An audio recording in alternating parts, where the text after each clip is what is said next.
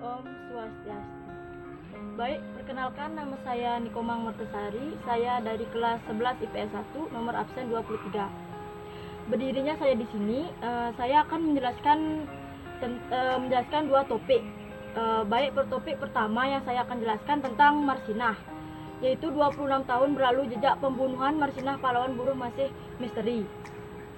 Putra Surya, CPS, di Porong Sidoarjo, Jawa Timur, yakni Marsinah ditemukan tewas mengenaskan di hutan di dusun Digang Wilangan, Nganjuk, Jawa Timur. Jasadnya ditemukan di tempat hari 8 Mei 1993 atau 26 tahun silam usai melakukan aksi demo menuntut kenaikan upah. Kenaikan Marsinah hingga kini masih menyisakan misteri yang tidak bisa terpecahkan. Sebelum ditemukan tewas, Marsinah memimpin demokrasi buruh PT CPS menuntut adanya kenaikan gaji Rp 1.700 menjadi Rp 2.250 per hari.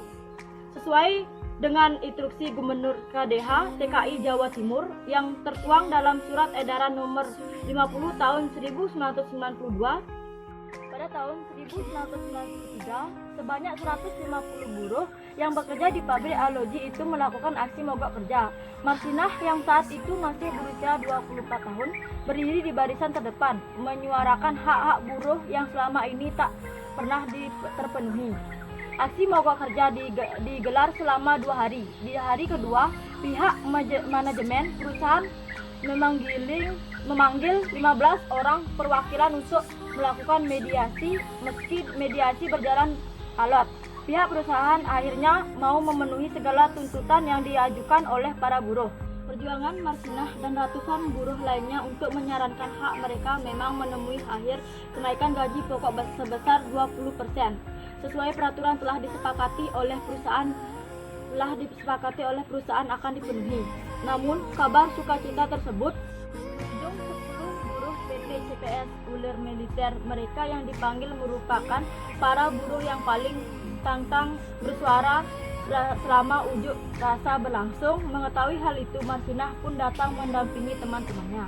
Dalam pertemuan itu, dengan perwira Kodim, para buruh diminta untuk mengundurkan diri dengan alasan tenaga mereka sudah tak dibutuhkan lagi oleh perusahaan meski berada di bawah ancaman. Marsinah tak gentar. Dari pertemuan tersebut, Farsaf buruh pun membubarkan diri buruh lainnya, memutuskan untuk pulang ke kediaman masing-masing sementara Marsinah pamit untuk makan. Tak disangka, ternyata itu adalah pertemuan terakhir para buruh dengan Marsinah. Sejak malam itu, Marsinah menghilang selama 3 hari. Luka di sekujur tubuh. Absennya Marsinah bekerja di pabrik Aloji membuat rekan-rekan buruh gusar. Awalnya mereka menduga Marsinah izin pulang ke kampung halamannya di Nganjuk. Mereka disiksa untuk mengakui telah melakukan skenario pembunuhan terhadap Marsinah. Pemilik PT CPS Yudi Susanto ikut dibekuk. Setelah 18 hari berlalu, petinggi PT CPS baru diketahui sudah mendekam di Polda Jatim. Yudi Susanto divonis 17 tahun penjara, sementara staf lainnya mendapatkan vonis beragam mulai dari 4 hingga 12 tahun. Saat proses naik dibanding di pengadilan tinggi, Yudi dinyatakan bebas. Di tingkat kasasi, Mahkamah Agung membebaskan para terdakwa dari segala dakwaan atau bebas murni. Banyak pihak yang menyayangkan hal tersebut dan menduga adanya rekayasa penyelidikan. Setelah 26 tahun berlalu, kasus Marsinah belum juga bisa terungkap. Dalang dibalik pembunuhan Marsinah belum diketahui. Perjuangan Marsinah dalam melawan ketidakadilan pun kini menjadi sejarah. Ia disebut sebagai pahlawan buruh. Baik, sekian dari cerita Marsinah. Sini saya akan berpendapat. Pendapat saya bisa ambil dari kisah seorang Marsinah, yaitu kita patut menghormati perjuangan dan keberanian dari dalam dirinya dan selalu kita kenang sebagai pahlawan buruh dan jasanya tak akan terlupakan.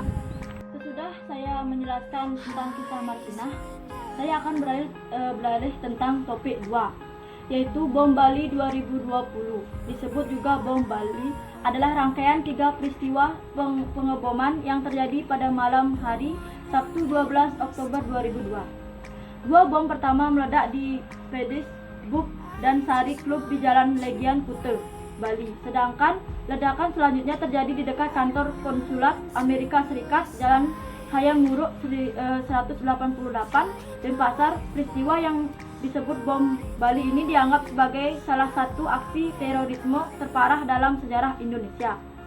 Dalam insiden tersebut, korban tewas mencapai 202 orang. Mereka yang menjadi korban bukan hanya warga negara asing WNA, tetapi juga banyak warga negara Indonesia WNI. Ledakan dahsyat di Sari Club menewaskan 184 orang, 250 orang luka-luka, 47 bangunan hancur dan ratusan mobil rusak berat. Sedangkan di Pendes Iris Bar dan Sari Club di dekatnya korban tewas adalah turis dari 21 negara, termasuk 88 warga Australia, 38 orang Indonesia, dan 28 warga Inggris. Mereka selamat. Banyak di antara mereka mengalami luka berat. Hingga kini proses pengobatan masih terus dilakukan dengan semangat hidup yang tersisa korban kasus bangkit dari keterpurukan. Pada 30 Oktober 2002, titik terang pelaku bom Bali 1 mulai muncul. 3 sketsa wajah tersangka pengeboman itu dipublikasikan, di antaranya Ali Imron, Imam Samudra, dan Ali Gufron. Ali Imron divonis hukuman seumur hidup. Hukuman bentuknya yang menjadi sutradara pengeboman itu lebih ringan dari 3 tersangka lainnya yang divonis hukuman mati. Baik, pendapat saya tentang bom Bali yaitu dari akibat tragedi bom Bali 1 ini, timbulnya rasa takut masyarakat secara luar mengakibatkan hilangnya nyawa serta kerugian harta benda, dan juga berpengaruh yang tidak menguntungkan pada kehidupan sosial, ekonomi, politik, dan hubungan Indonesia dengan dunia internasional. Peledakan bom ini adalah salah satu modus pelaku terorisme yang merupakan kenyataan lantas nyawa yang transmisir dan mempunyai jaringan luas yang dapat mengancam perdamaian dan keamanan nasional maupun internasional. Hal tersebut menunjukkan bahwa Indonesia tidak betul-betul steril dan aksi terorisme. Berbagai upaya kebijakan kriminal dan non penal telah dilakukan oleh pemerintah, namun angka kejahatan terorisme masih saja tidak menunjukkan penurunan yang signifikan. Untuk mengenang dan menghormati nilai-nilai kemanusiaan, terutama para korban ledakan bom Bali pertama, dibangun monumen Panca Benua atau disebut Grauna Seto yang diresmikan 12 Oktober 2004. Sekian dari penjelasan saya tentang Marsinah dan bom Bali 1. Jika ada salah kata-kata saat saya memperjelaskan, saya mohon maaf, dan saya tutup dengan Pramu Santi. Om Santi Santi Santi Om.